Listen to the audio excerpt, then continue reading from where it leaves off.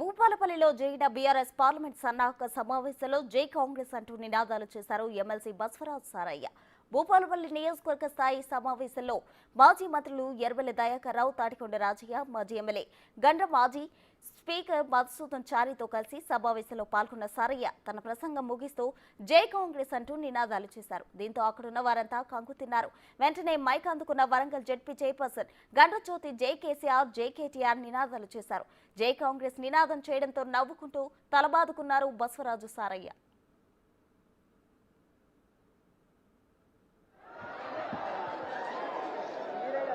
అలాంటి వ్యక్తిని మీ అందరూ కూడా ఆశీర్వదించి దీవించి గెలిపించవలసిందిగా కోరుకునే అవకాశం కల్పించిన మా జిల్లా పార్టీ అధ్యక్షులకు రమణ వారికి ప్రత్యేకంగా ధన్యవాదాలు తెలియజేసుకుంటున్నాను. జై కాంగ్రెస్, జై కాంగ్రెస్, జై కాంగ్రెస్, జై కాంగ్రెస్.